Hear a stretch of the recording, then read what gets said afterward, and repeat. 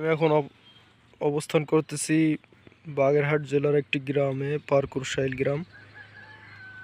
এখানে আমি আপনাদেরকে দেখাবো চিংড়ির বিভিন্ন প্রজেক্ট। এই যে যেমন রাস্তার পাশ থেকে, যে রাস্তায় গাড়ি চলতেছে, রাস্তার পাশ থেকে নিয়ে অসংখ্য প্রজেক্ট আছে। তো এখানে একটা বড় প্রজেক্ট দেখাবো আপনাদেরকে। আমি আসলে প্রজেক্টটির পাশ থেকে হাঁটতেছি। এখানে মাঝখানে একটা ভেড়িবাঁধ দেখতে পাচ্ছেন, এটা নতুন হয়েছে। আগে পুরো প্রজেক্টটা এক ছিল আর কি। এদিকে অসংখ্য, যত দূরে তাকাবেন শুধু প্রজেক্ট আর প্রজেক্ট। এখানে চিংড়ি চাষ হয়, একই সাথে রুই, মৃগেল, কাতলা যেগুলো আছে, আর তাছাড়া বিভিন্ন প্রজাতির ছোট মাছ, এগুলো এখানে মূলত চাষ হয়। তো বর্তমানে এখানে যে চিংড়ি চাষ হয়, এর 1 কেজির বাজার মূল্য বর্তমানে 1600 থেকে 1800 টাকা, আর একটু ছোট হইলে 1200 টাকা। আর সিজন যখন আসে, একেবারে খুব বেশি পরিমাণের চিংড়ি যখন চাষ করা হয়, তখন এটার দাম 800 থেকে 1400-র ভিতরে থাকে। তো এগুলোর পিছনে অনেক পরিশ্রম করতে হয় এবং অনেক টাকা পয়সা খরচ করতে হয়। এখন মাছের পোনা ছাড়ার সময় এই যে নতুন ফাইলিং দেওয়া হয়েছে লেট বাঁশ, এগুলো দিয়ে। তো বর্ষা সিজনে সর্বপ্রথম মাছ ধরা শুরু হবে।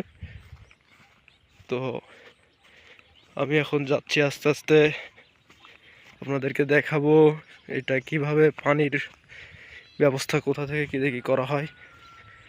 এখানে আসলে সেচের কোনো সিস্টেম নাই, এখানে জোয়ার ভাটার পানি দিয়ে মাছ চাষ করা হয়।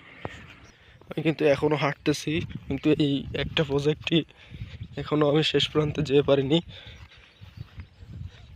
এই যে পাশে আরও অনেকগুলো প্রজেক্ট আছে। এটা হচ্ছে আমাদের গ্রামের দক্ষিণ সাইড, ওই যে দেখতে পাচ্ছেন দূরে। আর এর উত্তর সাইডে হচ্ছে আমার নিজস্ব একটা প্রজেক্ট আছে, সেখানে মাছ ছাড়া হয়েছে। ও,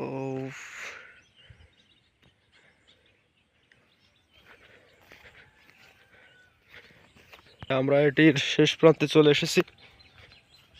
আমরা শেষ প্রান্তে এসেছি, এখানে দেখতে পাচ্ছি একটা সাঁকো আছে। আসলে সাঁকোটা হচ্ছে একটা খাল বা ক্যানেলের উপর দিয়ে, আর এখানে দেখেন পাইপ সিস্টেম করা। এটা হচ্ছে গড়া পাটা লেট দেওয়া, এটা থেকে মাছ যাতে বেরোতে না পারে। এবার এখান থেকে পাইপের মুখে বস্তা বাঁধা আছে। এই পাইপ দিয়ে আসলে পানি, এই যে এখানে জোয়ারে পানি আসে, আবার ভাটায় কমে যায়। এটা হচ্ছে খাল। খাল অনেক বড় ছিল, এখন ছোট হয়ে গেছে। এখান থেকে, এই খাল থেকে পানি এই পাইপের মাধ্যমে ভিতরে যায়, আবার বের হয়। এর নিচে আরো একটা পাইপ আছে, এটাই না শুধু, এদিকে যত দূর দেখবেন শুধু এই রকমের ঘের আর ঘের। আর এই যে সুন্দর ঘাস হয়ে আছে, এই ঘাসগুলো হচ্ছে গরু ছাগলের জন্য কেটে বস্তায় নিয়ে যাওয়া হয় বাড়িতে এবং খাওয়ায়। যতদূর দেখবেন এই খালের চর দিয়ে প্রচুর পরিমাণে ঘাস জন্মায়, ঘেরের ভেড়িতে ঘাস হয়। এই ঘাসগুলো হচ্ছে খুব পুষ্টিকর। এই ঘাসগুলো প্রাকৃতিকভাবে হয়, এই ঘাসগুলো গরু ছাগলের জন্য নেওয়া হয়। তো শেষ প্রান্ত থেকে ক্যামেরাটা একবারে যদি আমি জুম করে দেখাই, তো ওই প্রান্তে একটা সিঁড়িবান্ধা ঘাট ছিল।